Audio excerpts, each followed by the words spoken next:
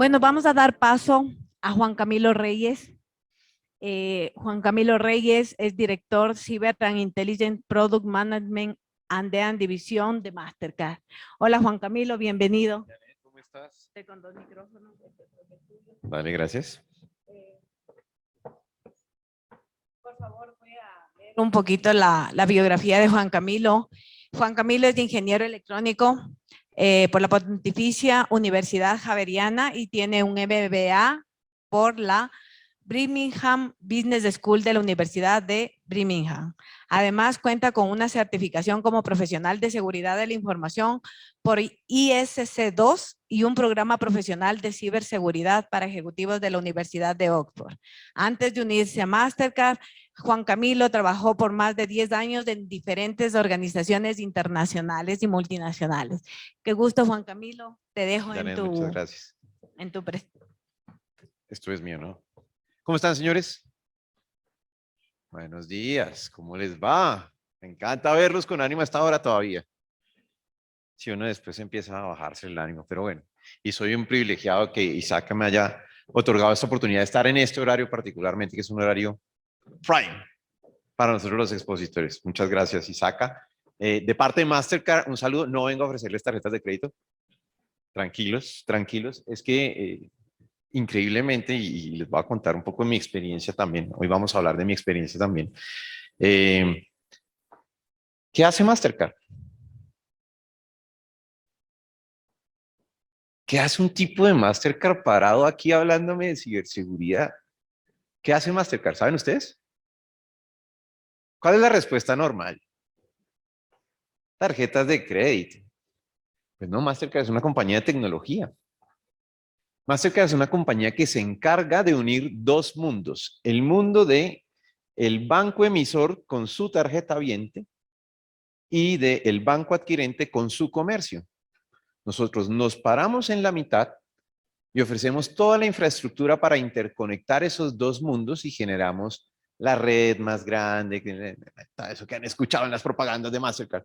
Somos una red, ¿sí? Pero en realidad somos una compañía de tecnología que está parada en la mitad entre esos dos mundos para brindar la posibilidad a los bancos de que si usted, como usuario, tiene una tarjeta de un banco, la puede utilizar en cualquier comercio.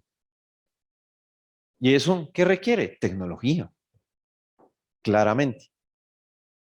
Entonces, por eso venimos a hablar hoy. Y voy a empezar mi historia contándoles de una persona que la verdad es muy especial para mí. Nos conocemos hace 40 y pico de años.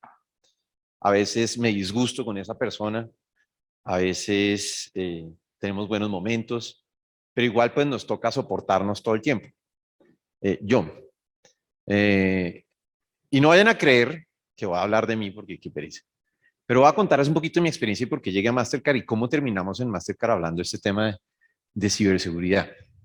Yo llevo 19 años en la industria de ciberseguridad en diferentes roles. Arranqué como operador de SOC hace muchos años, ahí sentado con la pantallita, cuando habían ataques, entonces me tocaba entrar, llamar al cliente y decirle, oiga, venga atrás.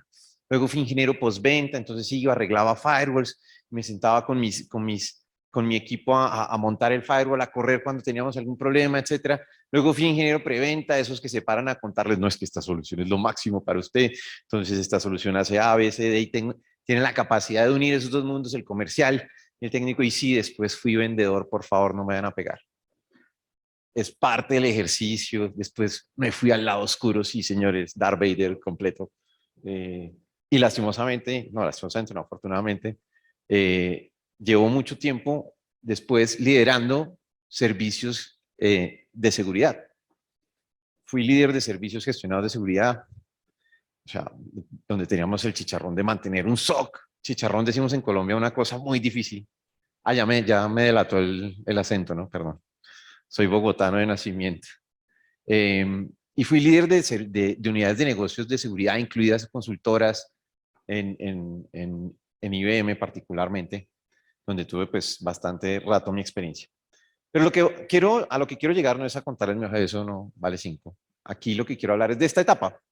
En esta etapa se genera una problemática muy grande para nosotros los que estamos del lado de los proveedores, y es cómo vamos a lograr demostrar que esto le va a generar ingresos a la compañía o que le va a permitir no perder dinero en la compañía. Y ese es un dilema que todos ustedes estoy seguro que alguna vez han pasado. Porque la pregunta cuando uno va a pedir presupuesto es, oiga, ¿y esto cuánto me va a traer?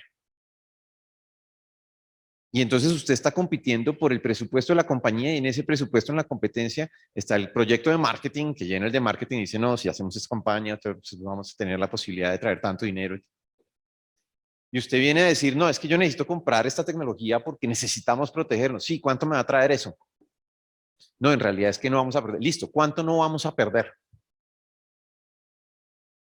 Y esa pregunta es súper difícil de contestar, porque vivimos de los métodos cualitativos de valoración de riesgo. Entonces, lo que usted le entrega al consultor cuando hace la valoración de riesgo es high, medium, low. High, medium, low, ¿cuánta plata representa? Ni idea. ¿Y qué le interesa a un CEO de una compañía?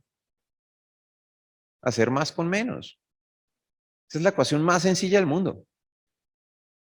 ¿Cómo maximizo la rentabilidad? Haciendo más con menos. Entonces, claro, cuando uno va, uno termina haciendo como, y lo miran como el gasto, etcétera. Listo, la pandemia nos ayudó un montón, nos dio una cantidad de cosas porque la transformación digital, fuimos los héroes de la pandemia. O sea, después salían los ejecutivos, no gracias al equipo de seguridad, gracias al equipo de tecnología, pudimos tener la capacidad de tener a la gente guardada en la casa, pero igual trabajando y siendo productivos. Entonces, gracias equipos, pero eso ya pasó. Today heroes, tomorrow zeros, decía un amigo. Ya pasó. Tenemos que seguir demostrando cuánto cuestan las cosas. Entonces, siempre me quedó esa pregunta, ¿cómo monetizamos? ¿Cómo logramos monetizar los posibles impactos en ciberseguridad? Y pasó en un momento que a IBM se le ocurrió sacar un reporte que es muy útil, si no lo utilizan, utilícenlo porque es bueno, que es el reporte del Ponemon. ¿Lo han escuchado? El Ponemon Institute, el costo de una brecha de seguridad. Es un reporte bien interesante, ya tiene la versión 2022, ya salió, si quieren léanlo, que muestra particularmente cuánto cuesta en promedio una brecha de seguridad en una compañía. Y el promedio global, para que se den cuenta, pasa en 2016 de 4 millones de dólares por incidente a 4.35. Y uno se voltea y dice, 4.35 millones de dólares cuesta un incidente de seguridad. Pero eso será en Estados Unidos. Entonces, en las primeras versiones del Ponemon Institute decían, sí, después entendieron que hay una sección que poner de Latinoamérica. Y en Latinoamérica, este valor, el año pasado alcanzó 2.54 millones. Este año, discúlpenme, no tengo la cifra tan clara. Pero al final, ¿de dónde salen toda esa plata? Y entonces, en el estudio del Ponemon empiezan a mostrar múltiples factores que hacen que se llegue a esa plata. Particularmente son estas cosas. Son la notificación, el proceso de notificación, lo que cuesta, decirle a nuestros usuarios, oiga, fuimos víctimas de un incidente de ciberseguridad. La respuesta post-brecha, que eso también es interesante, entonces la respuesta post-brecha empieza a tener unos picos de dinero que cuesta a las compañías. Luego está la detección y el escalamiento. ¿Sí? Entonces ya listo, ya sabemos que estamos, ya notificamos, hicimos un trabajo post-brecha, ya tenemos la detección y la escalación, que es lo que, lo que nos cuesta a nosotros llegar a detectar ese servicio de SOC que tenemos, esos sensores que ponemos, etc. Y por último, hay un gran rubro, que es la pérdida posterior de negocios. Y esa pérdida posterior de negocios, ¿a qué se debe? A que usted le toque salir a la calle y decir, señores, tuvimos una brecha de seguridad. Y en Estados Unidos eso es particularmente sensible porque la legislación dice que usted tiene que salir a decir que tuvo una brecha de seguridad. En nuestros países, afortunado o desafortunadamente no, pero también es un rubro que tenemos que tener en cuenta. ¿Cuántos negocios se pierden porque alguien se dio cuenta o porque nos tocó ir a decir que tuvimos una brecha de seguridad? Pero en todo este punto, en todo este andar. Y en todas estas cosas, siempre me faltó a mí un pedazo de la ecuación. Y es dónde está ese fraude que yo me he parado a decirle a la gente, es que usted tiene que cumplir con PCI es que usted tiene que tal, porque de pronto le roban eso y le hacen un fraude. No está. A esta pieza, a este rompecabezas le falta el fraude.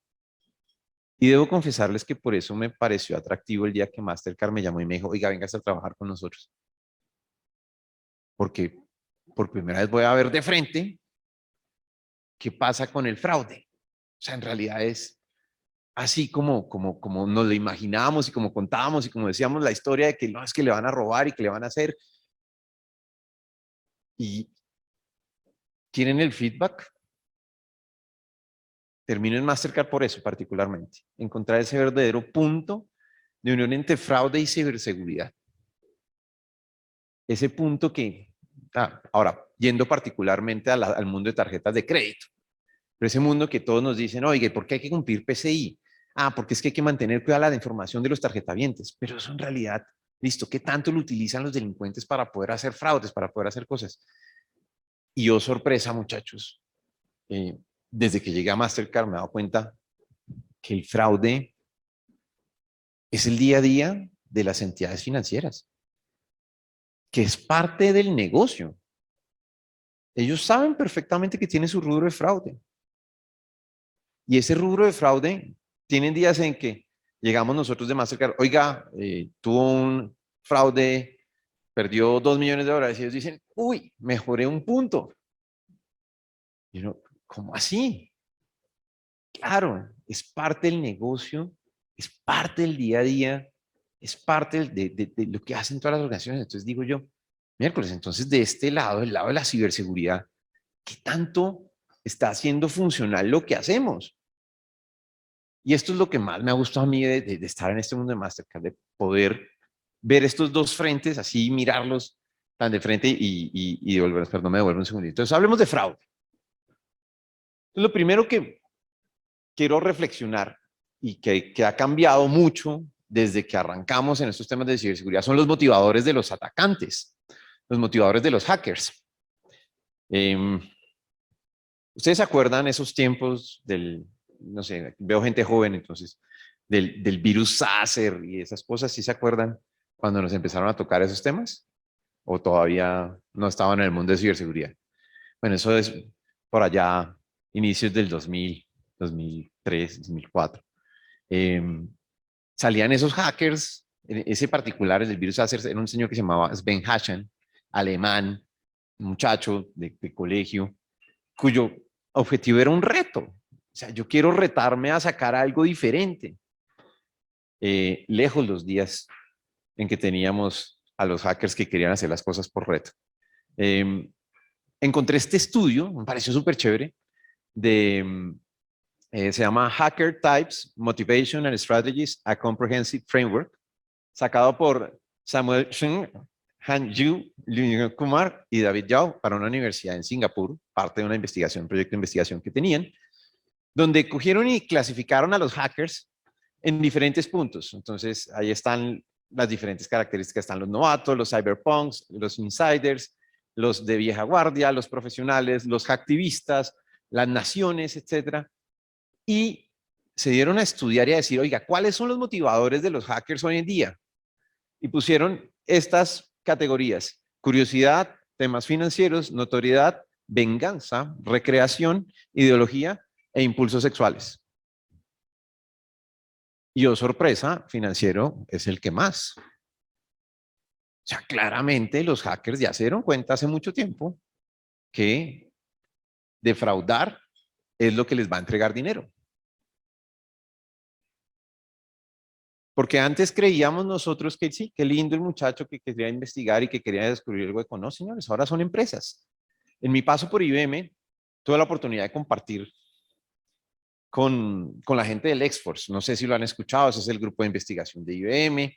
Es un grupo bien interesante donde se estudia mucho y se hace cierta labor de contrainteligencia. Hay gente infiltrada en los grupos de hackers, etc. Y una cosa que tenía una investigación que tenían hecha ese grupo que me pareció a mí súper interesante fue, algún día nos mostraban cómo eran los horarios de estas personas trabajando. ¿Y ustedes qué se imaginan? ¿En qué momento trabajan?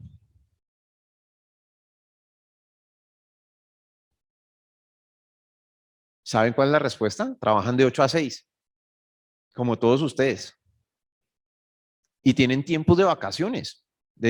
Hacíamos escaneos y revisábamos tráfico y durante 15 días en el año no había tráfico de esa persona. Ah, sí, señores, también tienen vacaciones, también deben tener sindicatos y toda la cosa. O sea, es así, es un negocio, son empresas y están listas ¿para qué? Para ganar dinero a punta de los fraudes. Entonces, evidentemente, hacer fraude y ganar dinero a partir de eso, pues es el principal motivador que vemos. ¿Cuál es el ataque más resonante hoy en día? ¿Cuál? El ransomware. ¿Qué es el ransomware? Viejo, yo aprovecho que yo sé encriptar, pero si quieres la llave de esa encripción, pague. Deme plata. Eso es lo que quieren estos personajes, plata. Entonces, evidentemente, aquí está, en este estudio, lo que nos fuimos dando cuenta. Y el fraude va a seguir creciendo. Entonces, miren, este estudio también nos muestra Online Payment Fraud, Data Forecasting. Esto está recién salido del horno, julio de 2022, así, el pan está calientico. Nos está mostrando una tasa de crecimiento total de 18.2% al año en crecimiento de fraude en los pagos online. El e-commerce definitivamente es el nuevo target. Y esa es otra cosa que aprendí en Mastercard. El fraude de tarjeta presente lo tenemos súper controlado. O sea, hoy el fraude en tarjeta presente con respecto al fraude de tarjeta no presente, el no presente es 7 veces el fraude en tarjeta presente. 7. ¿Por qué? ¿Qué se imaginan? Voten ideas. La tarjeta física es más segura.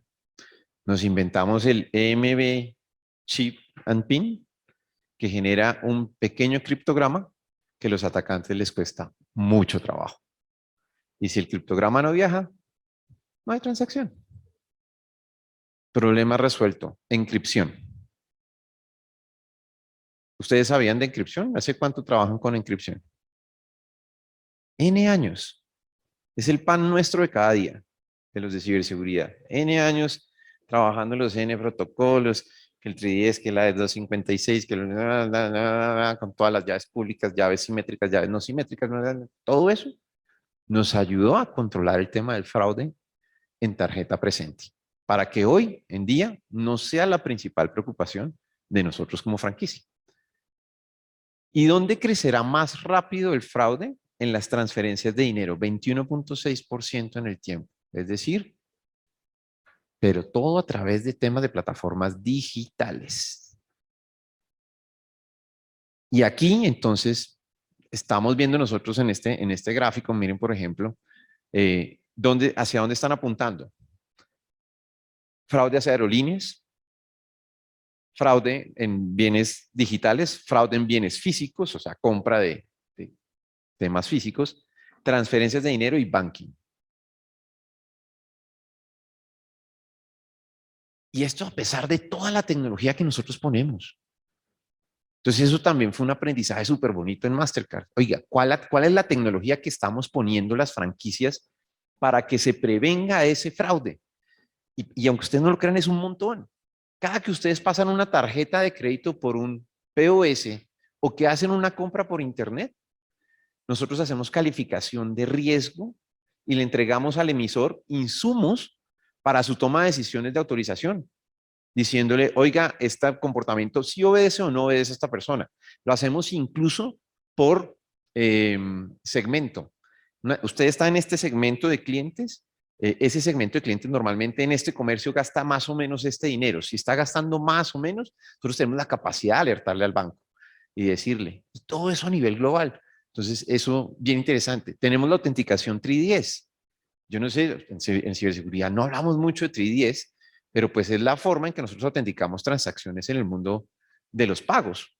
Y en ese mundo de los pagos, ese 3DS, increíblemente, y lo digo increíblemente, tiene una muy baja penetración. Ya vamos a ver el por qué. Pero en este momento todavía estamos tratando de que los comercios autentiquen más, autenticar, que es la cosa más básica que hacemos nosotros todos los días, autenticar un usuario, autenticar una cuenta. Y nos cuesta trabajo que la gente lo haga. El estándar PCI, para ustedes, la mayoría hemos pasado por ahí, un dolor de cabeza. Uy, esto que piden Mastercard y Visa están locos, pero pues también nos ha ayudado un montón para controlar el fraude. Tenemos inteligencia artificial en la autorización. Implementamos en Mastercard un montón de inteligencia artificial, porque esto ya se nos salió de las manos. Ustedes saben que Mastercard califica riesgo más veces al día que tweets se producen en un día. Para que se hagan una idea de la cantidad. Eso lo estamos hablando, ayer estábamos mirando que son 500 millones de tweets al día a nivel global. Mastercard califica riesgo más veces que eso, al día. Reglas de fraude, también. Entonces nos sentamos con los bancos a armar reglas de fraude, tal cual las reglas de firewall, pero estas son más if, pasa esto, then, haga esto, etcétera. Un trabajo súper fuerte que hacen los equipos de fraude de los bancos. Herramientas de detección de fraude masivo también ponemos. Entonces también hay ataques tipo de negación de servicio, donde utilizan, listo, bines masivos, y empiezan a hacer los ataques y entonces a intentar secuencialmente encontrar rápidamente la tarjeta que les va a soltar dinero. Nos pasa. Y herramientas de escaneo de vulnerabilidades también tenemos para los sistemas de autorización, particularmente, tal cual esperamos nosotros que se implemente, tal cual lo que hacemos todos los días con las vulnerabilidades de IT, que la hagamos con las vulnerabilidades de los autorizadores. No pasa. Cuando no va a ver quiénes hacen esto, más bien poquitos están haciendo un escaneo de vulnerabilidades de su sistema de autorización. Y no es que estemos en las antípodas, porque nosotros normalmente tenemos relaciones con los equipos de fraude. Sí, me refiero a ciberseguridad. Ciberseguridad con fraude, de vez en cuando se sientan a hablar. Pero lo que está claro para mí en este momento es que esa charla no es muy profunda. No estamos compartiendo conceptos. Es más, en el estudio del Online Payment Fraud, hacen una tipificación del fraude con tarjetas de crédito. Y la pregunta que me hacía yo es, ¿qué tiene que ver la ciberseguridad en estos fraudes? Entonces vamos a pasar uno por uno para mirar esto. Fraude de identidad y Know Your Customer. ¿Qué es eso? Evaluación del fraude por la persona cuando se está inscribiendo en el portal o cuando se está escribiendo las cosas. Temas de identidad. ¿Eso es un tema de ciberseguridad? ¿Qué piensan? Claro, identidad. O sea, a nosotros nos toca trabajar con identidad todo el tiempo. Fraude silencioso es el fraude que definitivamente no se detecta. Los atacantes se dan cuenta más o menos en qué las personas gastan, entonces van a hacer un gasto similar en los mismos comercios, etcétera. Entonces nosotros ni la vimos. Efectivamente se fue. Fraude. Fraude limpio también, misma categoría. Toma de control de cuenta, account takeover. El account takeover es cuando una persona logra entrar a una cuenta y le cambia los datos a la cuenta. Entonces ya no apunta para el correo de la persona normal, sino cuenta para el correo del atacante, el teléfono exactamente lo mismo. Entonces ya no apunta el teléfono de una persona, sino el teléfono del atacante. Eso es un tema que nosotros debería importarnos en ciberseguridad. Por supuesto, es un tema de identidades. Fraude amigo, esto sí es un tema bien particular, que es cuando el hijo le coge uno el celular y entonces compra en la mascota, le compra el collar, la cosa, va uno mira y le llega el extracto y aparecen 700 cargos a una tienda de Google y uno no tiene ni idea qué pasó y va y llama al banco, oiga, venga, es que yo no reconozco esas transacciones, no, venga, papito, venga, es que su hijito estuvo sentado y hizo todo esto. Ah, fraude amigo. Pasa, y pasa más de lo que ustedes creen. Fraude de contracargos. Es ese que dice, ya se dan cuenta del sistema, cómo funciona. Hay ciertos bancos que entienden que el proceso de disputa entre los dos cuesta mucho dinero. Entonces, de cierto monto para abajo, dicen, yo devuelvo la plata, ni me pregunto, ni me preocupo por pelear. Y hay gente que sabe eso y entonces va y almuerza gratis todos los días. Almuerza, pam, pasa la tarjeta, llama al banco. Me llegó una transacción y yo no la hice. Sí, pasa. Fraude afiliado, mismos temas similares. Rechipping, gente que utiliza, atacantes que utilizan envíos hacia una dirección, hacia una persona que parece legítima para los sistemas de nosotros, pero es el atacante haciéndolo. Y cuando lo hace, después llama a la persona a la que le mandó las cosas y le dice, oiga, venga, es que le llegó un paquetico. En realidad el paquetico es mío, ¿por qué no me lo manda? Y yo le doy una plática. También pasa. Botnets. Eso es un tema de ciberseguridad. Botnets. Que haya bots haciendo intentos de entrar. Claro que es un tema de ciberseguridad. Lo vemos todos los días. El X-ishing, lo pongo, no vayan a creer que es un nuevo término, simplemente es que ahora tenemos phishing, smishing, phishing, todos orientados a lo mismo, que es engañar al usuario para que entregue las credenciales. ¿Eso es un tema de ciberseguridad? Pero por supuesto, nosotros tenemos que estar trabajando para eso.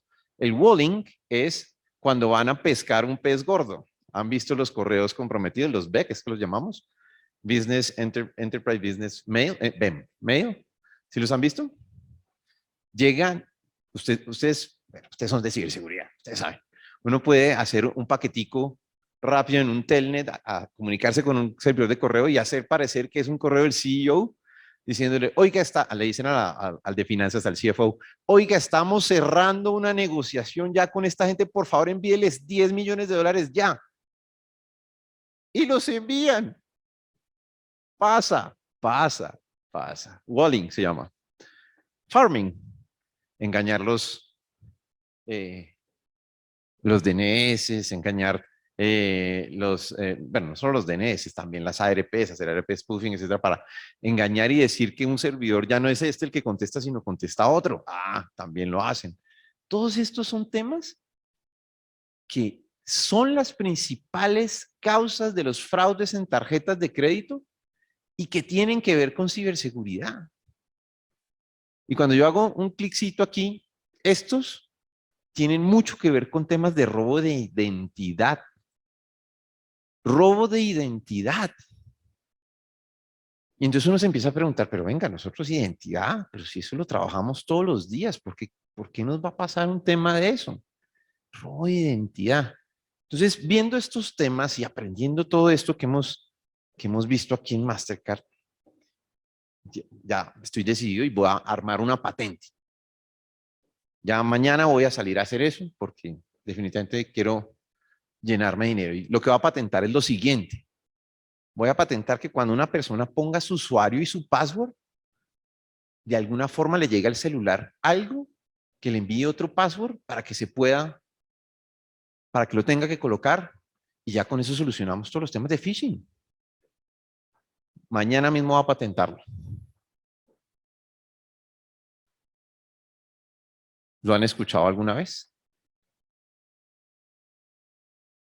Doble factor de autenticación, señores. O sea, todo esto se soluciona con el doble factor de autenticación. Y entonces viene la pregunta desde el fondo de mis entrañas. ¿Por qué no lo hacemos? ¿Por qué no hemos puesto el doble factor de autenticación en todo esto? Y mírenlo, el phishing y el robo de credenciales continúan siendo el principal vector de ataque para iniciar fraudes. Esto viene del estudio del Ponemon que les mencioné. 35% de los ataques en el estudio del Ponemon tienen que ver con robo de credenciales. Es decir, si nosotros logramos controlar el robo de credenciales, vamos a tener 35% menos de situaciones de ciberseguridad. Y como se acaban de ver al otro lado, que nos van a generar fraude en el mundo transaccional y en el e-commerce. Y entonces, ¿por qué? ¿Por qué? Si ya tenemos la respuesta en las manos. ¿Hace cuánto ustedes conocen un token? Díganme. ¿Cuándo tuvieron su primer token? Yo me acuerdo los de RCA, los viejitos, esos que le entregaban a uno el banco y que eran súper divertidos. ¿Hace cuánto tenían ustedes eso? 2000. Más o menos sacó RCA ese producto, el RCA Secure ID. Hace muchos años solucionamos ese problema y seguimos teniendo el problema. Entonces ya les dije, mañana voy a hacer mi robustecimiento de los temas de, voy a ir y patentar el doble factor de autenticación. No, Juan Camilo, te van a negar la patente, no seas bestia, eso estaba vigente hace 20 años, no va a pasar. Y entonces me queda esa duda y esa inquietud, ¿por qué? ¿Por qué no lo usamos? ¿Por qué no estamos usando el factor de autenticación? Y viene la respuesta, la clarificación que ahora desde el lado del Mastercard puedo ver y puedo entender. Porque nosotros en ciberseguridad nunca manejamos un concepto que es esencial en los negocios. Se llama fricción. Porque eso causa fricción. Usted está haciendo una compra, y de pronto el banco le dice, le manda un OTP y usted tiene el celular arriba o no lo tiene a la mano. ¿Ustedes saben qué pasa la mayoría de las veces? La gente se para y se va. Uy, no, qué pereza.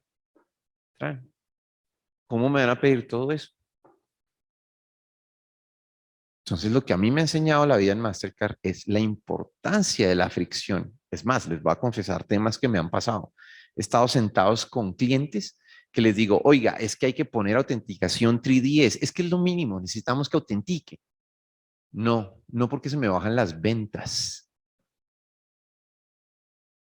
¿Cómo así que se le bajan las ventas? Sí, porque es que su autenticación fricciona.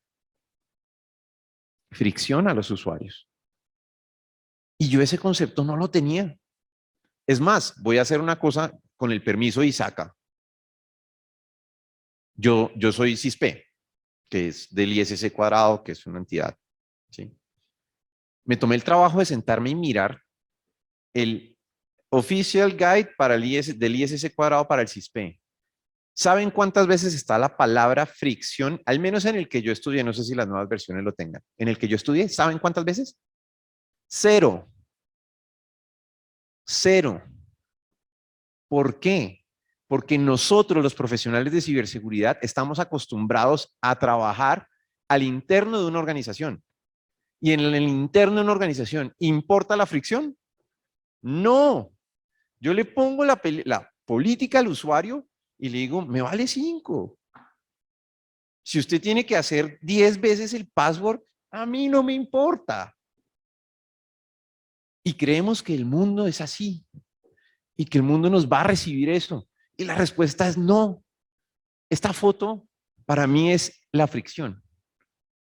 Busqué una cosa que me mostrara gráficamente qué es la fricción y es eso. Todos nos ha pasado alguna vez que pisamos un chicle, ¿no? Y uno como que quiere caminar y el chicle ahí no lo deja, no puede levantarlo. Uy, pero espérame, ¿cómo vamos? Me pasaron 15 aquí y 10. No, estoy perdido en mi tiempo, no, tranquilos, ya sé que me quedan 10. Entonces, eso es la fricción. Uno no lo entiende hasta que no está en este mundo. Y para el e-commerce esto es mortal, porque lastimosamente el e-commerce, sí, ahí sí vale el cliché de que es que yo tengo a la competencia a un clic de distancia. Y no es un cliché, lo tienen. Entonces los personajes del e-commerce dicen, yo no le voy a meter a usted ningún tipo de autenticación. Un segundo factor de autenticación, usted está loco. Donde yo pongo un segundo factor de autenticación se me caen las ventas. Y pasa. Y uno no lo ve, porque uno está desde la perspectiva de ciberseguridad. Entonces, ¿qué tenemos que hacer nosotros los de ciberseguridad? Empezar a trabajar en ciberseguridad sin fricción. Entonces, listo, voy a poner un segundo factor de autenticación, pero el segundo factor de autenticación, el usuario no se puede dar cuenta que se lo estoy poniendo. ¿Y cómo logro hacer eso? Con temas, por ejemplo, de comportamiento, biometría comportamental, que cuando el tipo esté digitando su password y su usuario, nosotros rápidamente detectemos por ese comportamiento que la persona es quien dice ser, que la persona que está detrás del dispositivo es la persona que nosotros conocemos. Y eso es lo bonito que me ha pasado en Mastercard. Me he topado con que nosotros estamos dedicados a eso, a buscar cómo hacer ciberseguridad con una experiencia no friccionante al usuario. Aquí les pongo unas estadísticas que soportan lo que estamos diciendo.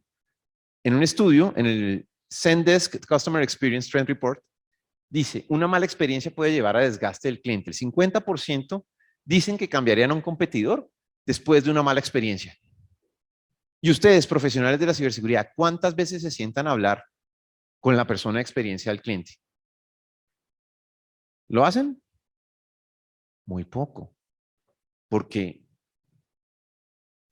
sé que no somos todos, sé que no son todos ustedes, pero nos miramos muchas veces el ombligo y no entendemos las necesidades de las otras áreas. Entonces, cuando yo me hacía ese cuestionamiento de venga, ¿y cómo monetizamos y cómo hacemos? Al final es que tenemos que entender qué son las preocupaciones del negocio. Y la preocupación principal del negocio es hacer más ventas con menos. Y si yo empiezo a decirle y no estar alineado con esa visión, vamos a tener dificultades para vender nuestros proyectos. Si yo no entiendo en realidad que tengo que diseñar una experiencia diferente para los clientes, va a ser muy difícil. Complemento con el tema de fraudes de identidad. Fraude de identidad es uno de los más grandes desafíos. El 71% de los comercios citaron el robo de identidad como su principal preocupación. Y hay 56.000 millones de dólares en pérdidas por fraude global de identidades en 2020.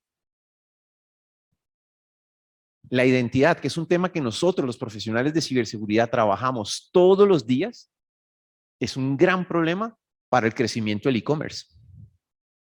Y tenemos la solución y la conocemos, pero no la hemos podido implementar porque en nuestra educación y nuestra formación, los temas de fricción hacia el usuario y la experiencia no las estamos evaluando.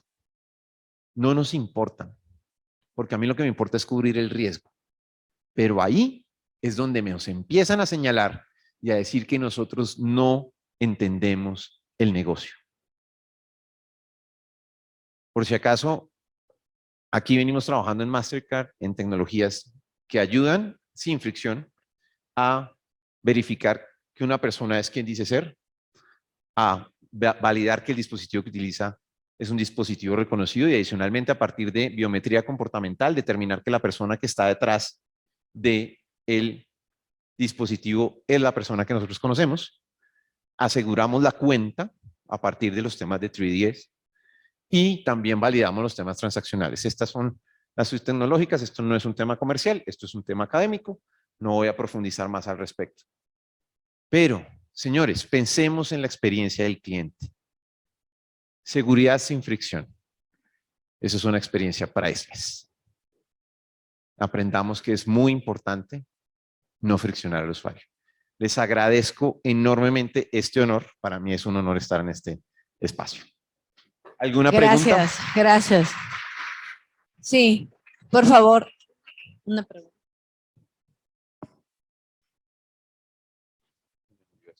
Gracias, Juan. La pregunta es esencialmente hacia el tema de ¿qué opinas tú sobre el uso o mantener el uso del password? Cuando mucho de lo que la tendencia se lleva a una estrategia passwordless. Yo voy a ponerme un poquito el gorro de ciberseguridad en este momento. Yo creo que esto, como todo, es defensa en profundidad y por capas. El password agrega una capa. Yo creo que el password per se es friccionante. Ya sabemos perfectamente las experiencias que tenemos actualmente con los passwords. Ya sabemos perfectamente que el password débil es uno de los vectores de ataque. En la teoría de single sign-on, entonces, pues usted usa un único password robusto. ¿Yo qué creo? Yo creo que nosotros tenemos que pensar en múltiples capas, múltiples factores de autenticación, pero que ejerzan la menor fricción posible al usuario. Hacia allá tiene que ir el futuro. Si la respuesta es, logramos encontrar cosas que friccionen menos que un password y podemos agregar doble factor de autenticación, yo creo que hacia allá iremos. En este momento la propuesta es, tengamos password y tengamos otra capa que nos permita validar esa identidad, pero siempre pensando en la experiencia que le estamos ofreciendo al usuario final. Esa es mi respuesta. La biometría, claro. Entonces la biometría tiene una capa que dice uno, ok, eso podría ser no friccionante. De por sí en Mastercard estuvimos probando hace poquito en Brasil pagar con la sonrisa. Entonces que uno llegaba al tema y sonreía y entonces ya nosotros hacíamos la transacción y pasaba, ni siquiera tenemos que sacar la tarjeta.